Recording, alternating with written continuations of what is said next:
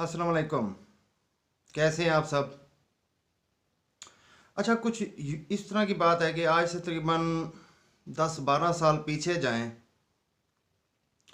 तो जो ये ऑटो गाड़ियां थी बहुत कम थी। अमूमन लग्जरी गाड़ियों में एक कॉन्सेप्ट था कि ऑटो हमेशा लग्जरी गाड़ी में होगी, और होता भी ऐसे था। ज़्यादा मार्केट में इन नहीं होती थी ऑटो गाड़ियाँ, बहुत कम होती थी, ज़्यादा मैनुअली चलती थी। लेकिन आजकल क्या सीन है कि ऑटो गाड़ियाँ काफ़ी ज़्यादा मार्केट में आ गई हैं। छोटी गाड़ियाँ भी, बड़ी भी, काफ़ी ज़्यादा उनकी वैरायटीज़ आ गई। अब जापानी जितनी गाड़ियाँ आई हैं सारी ही ऑटो में आ रही हैं। तो आज मैंने सोचा कि मैं इन दोनों का डिफरेंस बताऊं, कौन सी बेस्ट है, फीचर्स किसके अच्छे हैं और इनका मेन मेन क्या डिफरेंस है। मैंने सोचा मैं आज आपको ये बताता हूँ। तो चलें हम टॉपिक पर ही आते हैं। वीडियो के दौरान आपको सारी बातें पता लग जाएंगी। देखें, manual manual transmission, auto transmission, फ़र्क आपको पता ही होगा। मज़ीद मैं बता देता हूँ। मैनुअल जिसमें आप खुद गियर लगाते हैं, गियर चेंज करते हैं, क्लच को प्रेस किया और गियर लगाया और गाड़ी चली। ऑटो हर चीज़ ऑटोमेटिक होती है, इसमें गियर भी खुद ही लगते हैं और कोई क्लच का कोई सीन नहीं होता है ऐसा, जिसमें इवन के क्लच का पेडल ही नहीं होता। तो अब इसमें मेन मेन जो फ़र्क है, मैंने कुछ पॉइंट्स लिख लिए, मैंने कहा मैं आज आपको वही बताता हूँ। सबसे पहले तो हम आते हैं कि इनमें से ड्राइविंग किसकी आसान है। ड्राइविंग एज सच यूँ है कि अगर आप न्यू हैं, आप न्यू बंदे हैं, आप न्यू गाड़ी चलाना सीखने लगे हैं, तो ऑटो जो है वो आपके लिए बहुत ज़्यादा इजी होगी सीखने के as compare to manual transmission के। क्योंकि नया बंदा बहुत ज़्यादा हेजिटेट होता है। ऑटो ट्रांसमिशन में ऐसा जिस तरह का कोई सीन ही नहीं होता, क्लच का, गियर चेंज करने का। नया बंदा बहुत परेशान होता है। हम भी स्टार्ट में ऐसे ही, मैं भी ज़ाती तौर पे ऐसे ही परेशान होता था।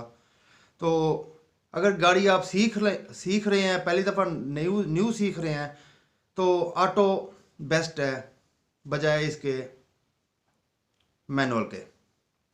अच्छा, उसके बाद हम सेकंड आते हैं गाड़ी को कंट्रोल करने के हवाले से। देखें, अगर आप न्यू हैं वो उसे तो आप एक साइड पे कर दें। आप एक्सपर्ट हैं, समटाइम्स ऐसी जगह होती हैं कि जहां इंसान को खुद कंट्रोल करनी पड़ती है गाड़ी। जगह कैसी है जहां आप ड्राइविंग कर रहे हैं, आपकी स्पीड क्या है, आपकी गाड़ी की पोजीशन क्या है, मैकेनिकल किस टाइप की है। तो इस चीज़ में हमेशा मैनुअल जो गाड़ी होती है, बंदा उसका आइडिया बिल्कुल ठीक लगा लेता है। अगर इस हद तक देखा जाए इस तरह गाड़ी को कंट्रोल करने में, तो मैनुअल गाड़ी अच्छी है। अब एक और पॉइंट पे आ जाते हैं।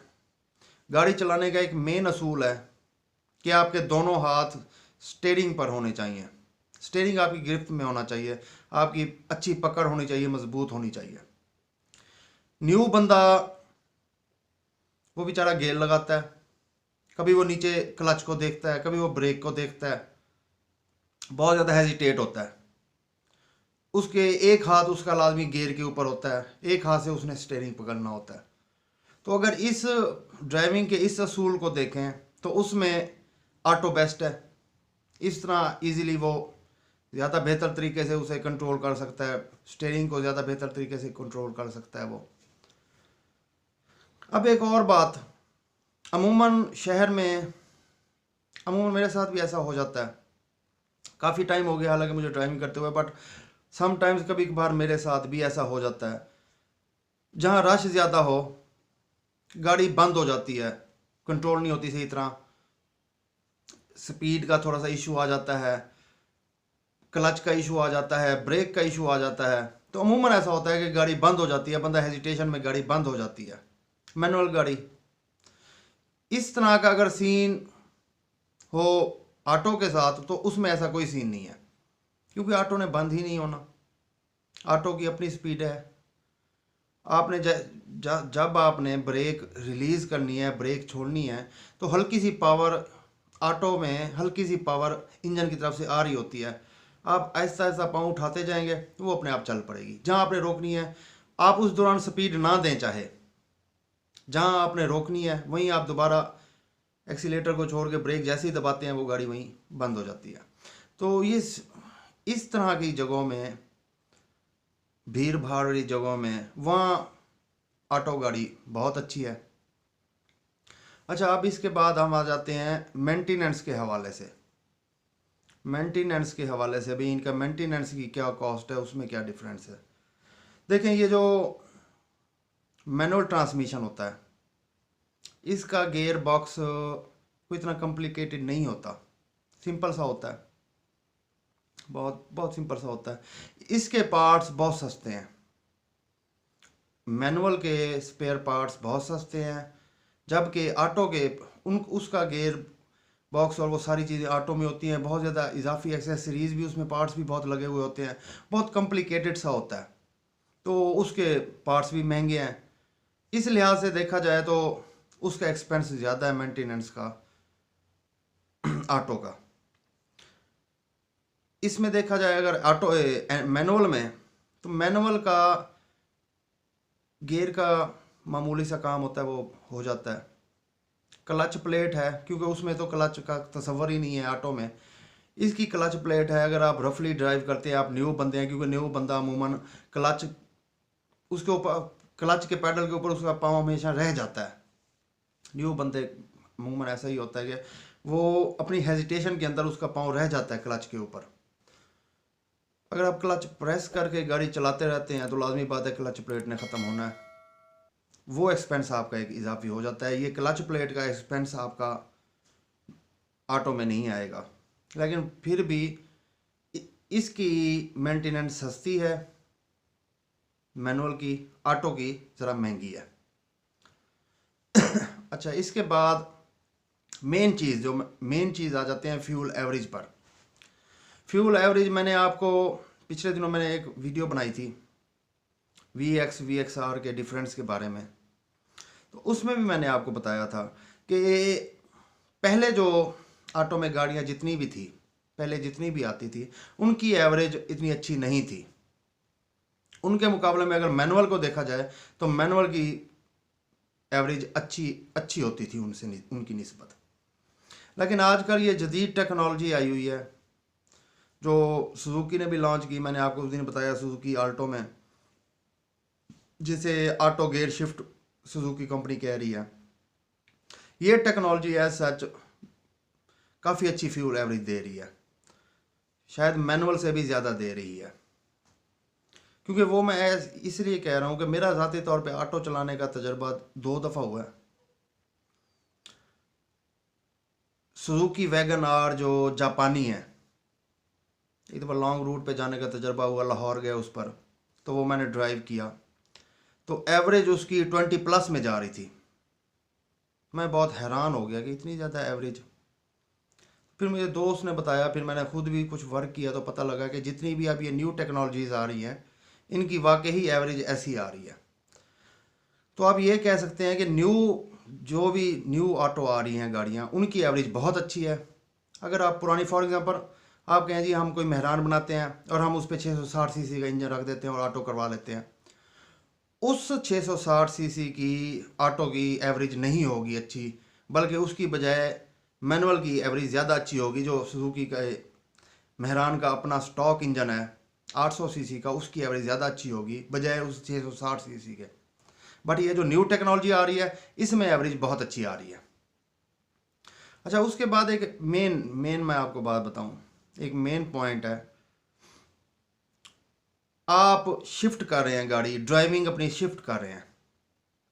फॉर एग्जांपल पहले आप चलाते रहे हैं ऑटो गाड़ी, अब आप शिफ्ट हो रहे हैं मैनुअल पर, या पहले आप मैनुअल चलाते रहे हैं और अब आप शिफ्ट कर रहे हैं ऑटो पर।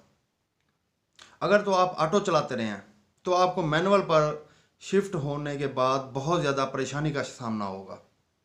काफ़ी परेशानी होगी आपको, क्योंकि आपको गियर्स की समझ नहीं आएगी, आपको क्लच की समझ नहीं आएगी। बट अगर आप पहले चलाते रहे हैं मैनुअल गाड़ी, तो आपको ऑटो पर शिफ्ट होने के लिए ज़्यादा टेंशन की ज़रूरत नहीं होगी।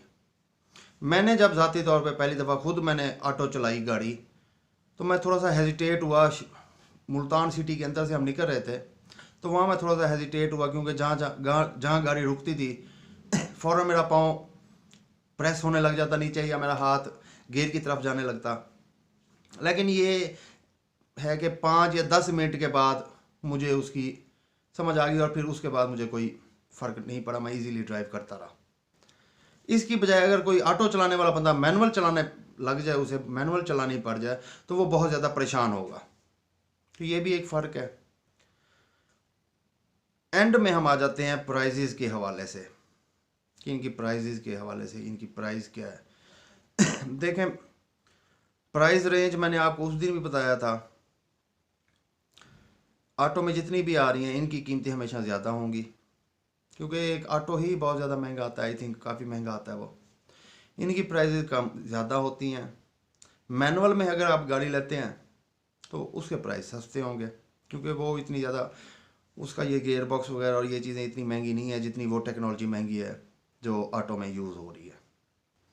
तो मेरी नज़र में ये डिफरेंसेस थे। अच्छा, इसके अलावा मैं अब एक और बात भी आपके साथ शेयर कर दूं। समटाइम्स आपको किसी पहाड़ी इलाके में जाना पड़ता है।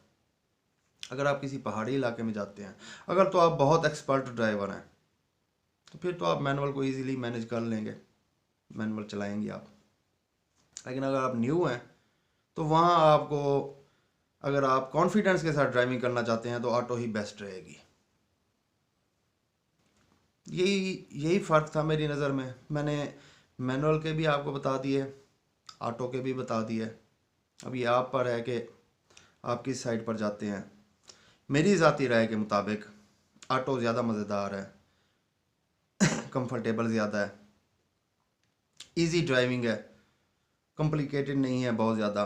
थोड़ा सा समझने की ज़रूरत होती है, और उसके बाद बंदा इजीली हैंडल कर लेता है। लेकिन अगर आप न्यू ड्राइवर हैं और आप चला रहे हैं, ऑटो पे आप सीख रहे हैं, तो मेरा मशवरा ये है कि ऑटो सीखने के बाद आपको मैनुअल भी सीख लेनी चाहिए, क्योंकि कहीं भी ज़रूरत पड़ सकती है मैनुअल चलाने की। जिस तरह मुझे पेश आ गई ज़रूरत ऑटो चलाने की, तो मैं एडजस्ट कर गया। तो अगर आप न्यू ड्राइवर हैं और आप ऑटो पर आ रहे हैं, तो आप साथ मैनुअल भी सीख लें। बाकी एवरेज के हिसाब से अगर आप लेना चाह रहे हैं, तो न्यू जो टेक्नोलॉजीज़ आई हुई हैं वो बेस्ट हैं। पुरानी टेक्नोलॉजीज़ पे आप ना जाइएगा, फिर उससे बेहतर है कि आप मैनुअल ही ले लें। अगर आप कम पैसों में लेना चाहते हैं, तो आप पुरानी ऑटो में कोई चीज़ मत लीजिएगा, आप मैनुअल में ले लें। तो ये डिफरेंस था ऑटो और मैनुअल का, मैंने आपको बता दिया। उम्मीद है कि आपको वीडियो अच्छी लगी होगी, इन्फॉर्मेटिव लगी होगी। और वीडियो अच्छी लगी हो तो लाइक सब्सक्राइब करना मत भूलिएगा। अपना ख्याल रखिएगा, दुआओं में याद रखिएगा। अल्लाह हाफिज़।